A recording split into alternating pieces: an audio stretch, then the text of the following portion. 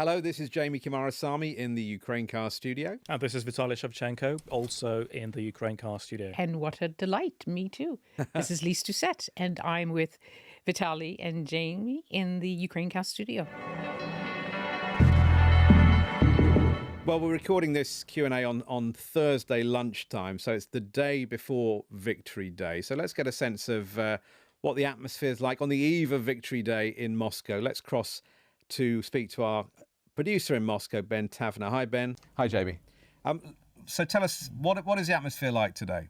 There's definitely a feeling of celebration in the air here in Moscow. I think it's fair to say that every single shop window in Moscow is plastered with something to do with the 80th anniversary of Victory Day. The word Pobyeda, victory in Russian, is absolutely everywhere that you can possibly conceive. It's on street sweepers and dust carts. It's on Moscow metro carriages. It's on benches, billboards, of course, which in the run-up to this event have had, all those very historic photos from 1945 Berlin that are very, very, very familiar to Russians here. The officer with his gun in his hand, the Red Army soldiers that changed the Soviet flag to raise the Soviet flag over Berlin. They are absolutely everywhere. And of course, the closer you get to Red Square, the more and more of this sort of paraphernalia there is. This word Pobyeda, victory, is even in sort of person high letters outside some of the parks. People are taking their pictures with it. And that word just encapsulates the whole day. It's not just called Victory Day, but this is now sort of the national idea in Russia, has been, of course, for a long time. But so the atmosphere is, I'd say, one of celebration. There is, of course, a guardedness. In Moscow, security is extremely high. There are police absolutely everywhere. There have been roads blocked, of course, all around Red Square in the run-up to this day, with several rehearsals to make sure that things go the way that Vladimir Putin wants them to.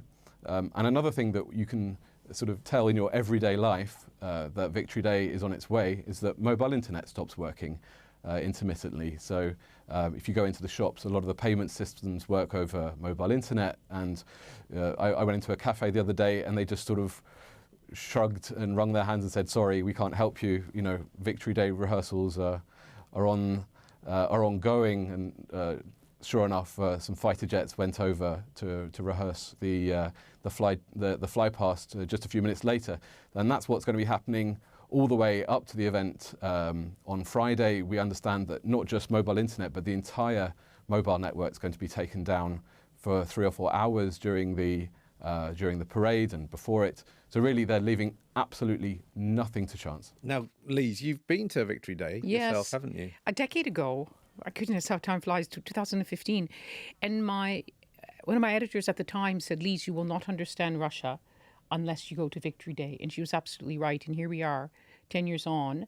And, I hear everything Ben is saying and Vitaly about that day. I was really struck by how everyone was marching. The children were marching, the teenagers were marching, the unions were marching, the teachers were marching, the women were marching, the soldiers were marching. There was just a great sense of a very big party going on. There were dissenting voices at the time, but it was a great a moment to instill a certain pride and, of course, sorrow to remember the millions who died. It's not just a day of celebrate, it is a day of sorrow.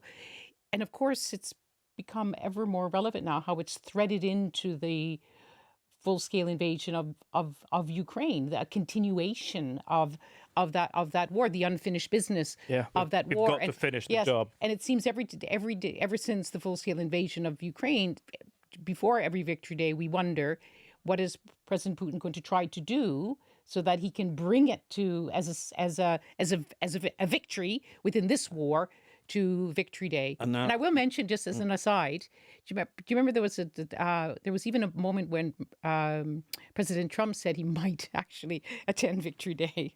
Well, I was at the 50th Victory Day, 1995, a very different time. Oh, President Clinton was there. Wow. So was John Major, the British Prime Minister, as well as the Chinese leader, as well as the head of the European Commission. But it was interesting because the context then was there was a war taking place in Russia's borders. It was a war in Chechnya. The first war in Chechnya had begun a few months earlier.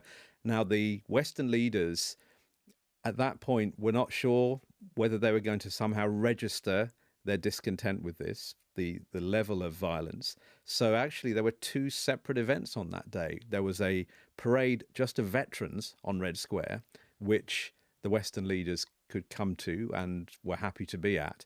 There was a separate military hardware parade, which they didn't go to. And there was a fly past, a fly over Moscow.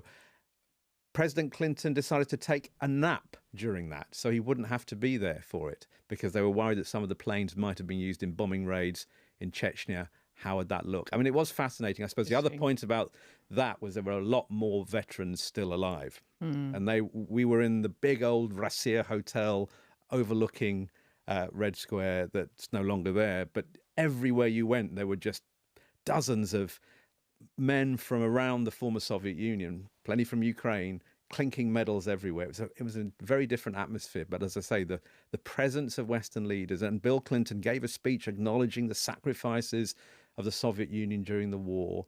He also gave a short speech, interestingly, to students the day after, talking about democracy in Russia and how it's important to keep it embedded in Russia. Very, very different time, a very, very different. Yeah, so much the layers of symbolism in this, in moments like this. Well, look, let's turn from our memories to our first question. This is a question from Tom. Hello, Ukrainecast. My question is about the Victory Day parade on Red Square tomorrow. Who has been and who hasn't been invited to the parade? And what does that tell us about the Kremlin's current thinking in the geopolitical sphere? Thank you. Well, we have sort of hinted at who's not there, and that is Western leaders. But Ben, bring us up to date. Who is actually going to be there? Well, recently, a couple of days ago, we were told by the Kremlin that there would be 29 international leaders.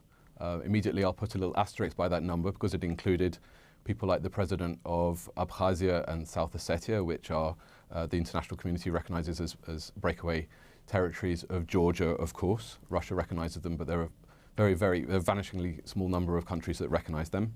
But after that, the president of Azerbaijan has pulled out, citing domestic affairs, and the president of Laos has also pulled out, citing coronavirus. So we're probably at somewhere like 24, 25 internationally recognized leaders and top-level sort of diplomats. The most important one, of course, for President Putin will be Xi Jinping, who is not only coming here for the parade, but he's actually here on an official 3-day visit. Today he's been holding talks with President Putin. Of course, that's a real get for President Putin. Other sort of big leaders from around the world include the Brazilian president. Of course, that comes sort of within the clan of BRICS, and all of the major BRICS countries are represented here, either by the leaders or by ambassadors. Of course, there's the regular Soviet bloc, bar Azerbaijan. There's the sort of allies from Latin and Central America, places like Nicaragua, South America, places like Venezuela. Of course, Nicolas Maduro is here. He's also on an overlapping official visit. They're really trying to squeeze in as many bilateral talks and official visits as they can right now. And then there's kind of the dissenting Europe group. So we've got President of Serbia coming. He's already here, and he's already recorded a message from Red Square to sort of say that he doesn't mind what people think about him. And at the time of recording, the Slovakian Prime Minister Fico is on his way, but finding a bit of a tricky job to navigate all of the closed airspace that's been announced in the Baltic states and in Poland. And then the last group, I suppose, which is a slightly newer group, is the African group. Obviously, Russia and China have been working very, very hard in Africa to try and boost their geopolitical power and influence there. So countries like Zimbabwe and Ethiopia will be represented, Guinea-Bissau, Equatorial Guinea. These are countries that quite regularly turn up. Their presidents turn up here and have talks with either the foreign ministry here or with the president himself. It's clearly an important direction for Russia. And if Lyse, if you remember back to 2015, then the kind of the configuration of countries is actually fairly similar, although there'll be no representation from the UN. And then this year, I suppose we're back to that kind of number, the number of foreign leaders that was here back in 2015. Clearly, the last couple of years, it's been much reduced since the full-scale invasion I can give you some numbers, of Ukraine. The last couple of years. 2022, just a couple of months after Russia launched the full-scale invasion of Ukraine, the number of foreign leaders or dignitaries was 0. Vladimir Putin was seen as toxic, untouchable. Nobody wanted to come. The following year, 2023, 7 from Central Asia, Belarus and Armenia. 2024, 9. They were joined by the leaders of Cuba, Laos and Guinea-Bissau. Now it's more than 20. Mm-hmm. It's a sign of the times and a sign of Vladimir Putin being, well, reasonably successful in breaking through the isolation which the West tried to impose. The big one, though, as you've hinted, Ben, is the Chinese leader, President Xi. And on the topic of his attendance, we got this question. Hello, Ukrainecast. It's Erica from Glasgow speaking. I'm wondering, in honour of Victory Day, could Xi present his pitch for global leadership by achieving what the US could not, a sustainable ceasefire to cement the mutual trust the countries seek? Thank you. Love the pod. Well, maybe Lyse, one for you. I mean, the Chinese managed to get the Saudis and the Iranians together, didn't they? Yeah, but they picked it up at the end after years. They were in the right place at the right time. And so picked up the baton and got the prize across the finishing line. It's interesting how on yesterday's Ukrainecast, there was a clip of President Trump saying, well, you know, we'll keep at it for a while. But if we can't get Russia and Ukraine to agree, well, we'll drop out. While President Trump is in the mix, there is no way that he's going to open it up a crack for Xi Jinping, even though he describes him as his good friend, not while he is locked in superpower rivalry, economic competition with China. And, you know, Vitaly, we've discussed this before, but in the early days, how China had its peace plan. And how Zelensky used to try to... Very vague, though. Yes. Do you remember even Zelensky, after a bit of hesitation, cozied up to him, went to Beijing, because he thought, okay, this is my way to Moscow. I'll go through Beijing. So, as President Trump says, as he said this week in the Oval Office, never say never. But right now, I don't think it's within the realm of possibility. I would argue, though, that this war would be over very quickly if Xi Jinping wanted it to be over now. All the oil and gas that China's buying, all the trade and potentially help in avoiding Western sanctions, that's clearly helping Vladimir Putin. And just by merit of being there, Xi Jinping is lending him support. So as President Trump would say, he's got a lot of cards. Ben, how's the Xi visit going down in Russia at the moment? Well, I think you have to remember this isn't just politics, this is business, of course. He's here on an official visit, lots of documents being signed in front of glistening golden Kremlin rooms full of diplomats and dignitaries. I think this is the level that most people will see the visit on. In terms of regular Russians, it's difficult to say, but I think that it really is just a point for Vladimir Putin to be able to turn around and say, look, one of the most powerful, maybe the most powerful in some senses, man in the world is here. He's come to take part in my big day. I would think he would slap that word victory straight back on that fact. So I think it's being seen here as a good thing, but I'm not sure how interesting it is for sort of ordinary Russians. Can I just ask, for the last 2 nights as we've been reporting, a lot of the airports were shut down because of Ukrainian attacks. The phone lines must have been burning in the chief of staff, the teams of these world leaders saying, is it safe for us to come? And I'm sure they will do everything possible to ensure that the airspace is safe, and perhaps Ukraine wouldn't strike tonight. What do you think, Vitaly? It would, of course, be insane for Volodymyr Zelensky to authorize a strike at a time when Xi Jinping is visiting. But he said that Ukraine could not guarantee the safety of whoever's attending the parade. But the implication was that Russia could stage a false flag attack and blame Ukraine. But it sounded ominous of course, and Ukraine's recent drone attacks, they've caused disruption, but in terms of impact on Russia's military capabilities, I think has been minimal, if at all. Ben, you mentioned earlier the problems with communication at the moment. Reports that internet access is due to be restricted during the actual Victory Day celebrations. And in that context, let's just hear this question from a listener on WhatsApp. Hi, Ukrainecast. This is Anthony from Abbots Langley in Hertfordshire. With the Kremlin's tight grip on media, especially around Victory Day, has Ukraine or its allies ever attempted to break through that information barrier and reach ordinary Russians? Thank you. Oh, Vitaly, maybe is that something you can address? The answer is yes. Ukraine has various Russian language media platforms. The BBC has Russian service, has had for decades, really. Blocked and banned in Russia, of course. But I have been arguing all along that consuming Kremlin propaganda in Russia is a choice, because it is possible to circumvent all these blocks, and impartial information is still available elsewhere on platforms such as Telegram. It is not a crime to access it. Spreading it, liking it, sharing it, commenting on it in the wrong sort of way, that is punishable in Russia. But accessing it is still possible. Ben, what's your sense, talking to Russians, how many or to what extent are they accessing different sources of information?